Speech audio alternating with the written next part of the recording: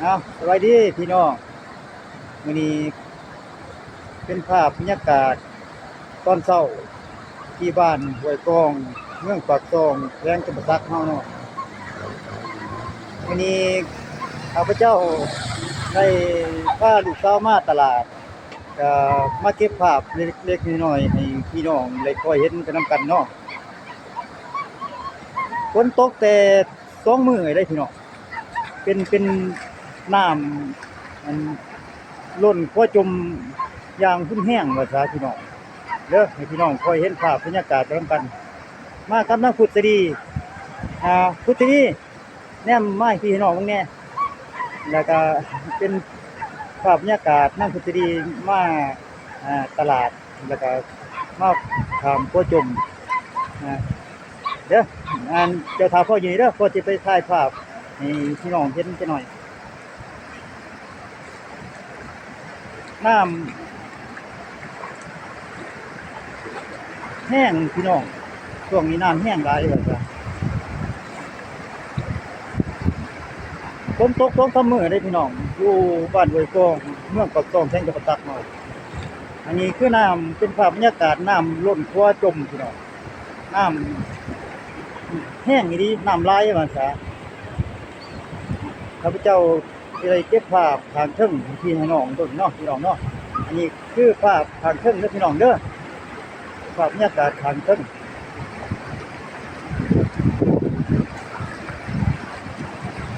คอยเก็บภาพเล็กๆน้อยๆให้พี่น้องเบิ่งอันในช่วงฤดูฝนพี่น้องอันนี้คือครับน้น้ำป่านะน้ำป่าน้ำพ้นเพิด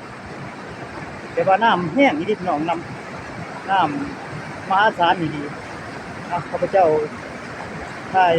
เพิ่งไปก่อนให้พี่น้องเก็บภาพพี่น้องอันคือบ่ได้ต้นเขาเก็บไปเที่ยวมาพี่น้องเพิ่งเนาะเนาะก็มีน้ำผ่านเพิ่งเฮาน้ำอยู่ตรงไปกอกตัวแบบว่าน้ำแห้งเนาะพี่น้องเนาะ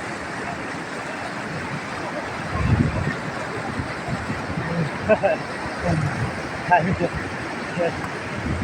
โอ้น้ำแห้งเนาะระเบาเนาะคิดดูทีนี้เอ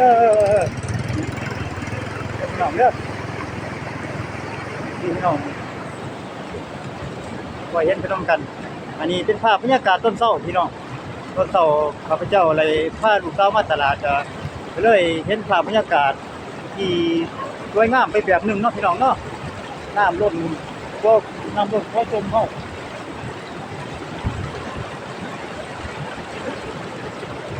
ครับภาพบรรยากาศเนี่ยนี่ก็บ่ค่อยได้เห็นในพี่น้องบ่ค่อยได้เห็นว่าจะเป็นภาพบรรยากาศที่ดีๆไปแบบหนึ่งพี่น้องงามไปแบบหนึ่งเนาะพี่น้องเนาะคิดว่าพี่น้องเห็นแต่ว่าช่วงนี้ฝนนี่ที่นี่พลังงานหรือว่าเจ้าหน้าที่ก็นะเพิ่นสิไปให้ลูกให้หลานมาที่ช่วงนี้ว่ามันอันตรายนะครับเพิ่นอันตรายเพราะว่าลูกหลานมาดินอยู่นี่คือว่ามีต้นเสียงสูงแต่ว่าน้ำแห้งดีนะครับนี่คือภาพรุ่นโลกพี่น้องเด้อภาพบรรยากาศภาพรุ่นก็มีข้อชมเนาะเนาะเป็นกำลังกันที่ขึ้นแห้งเนี่ยนะเป็นเรื่องน้ำมหาศาลจากธรรมชาติไหลเททุ่งลุ่มบุกครับค่อยๆคิดครับช่วยหน่อยคนทำกันเนาะอันนี้ทุกท่านเป็นก็ชมด้วยหน่อยเด้อพี่น้องโดยเรื่องที่จะให้พี่น้องเนาะคือว่าพี่น้องคือว่าก็ขึ้นแห้งชมธรรมชาติกับไหลเลยนะ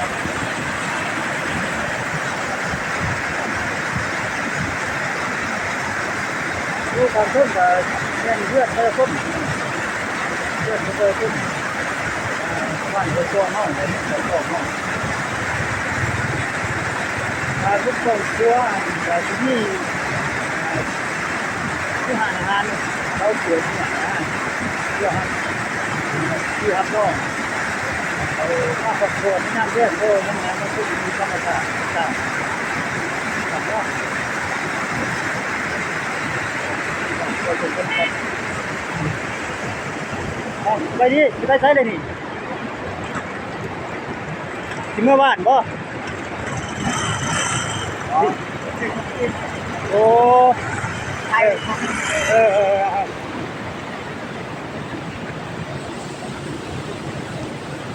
พี่น้องเนาะไปเก็บภาพบรรยากาศกัน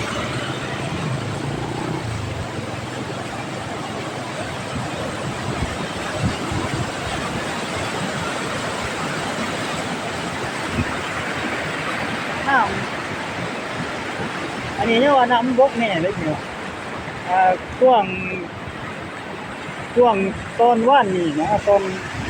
แรงว่านนี่นะน้ำแห้งไรกว่านี้เลยพี่น้อง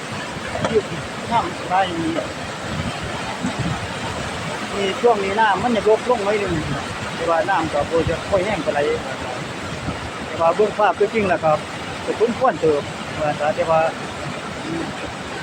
ช่วงตอนแรกว่านนี่นะพี่น้องเพราะว่านี่สิบ่เห็นลุกกันน้ำท่วมเลยพี่น้องเที่ยวไปเที่ยวมา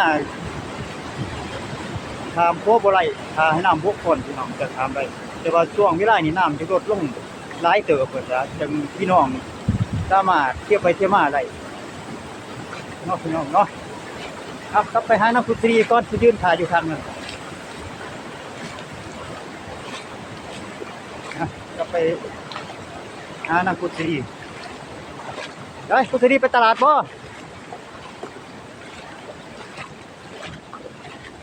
ไปตลาดบ่ไปซื้อเครื่องบ่โอ้ยฝนตกเนาะมื้อนี้เนาะ อ่ะอันนี้มา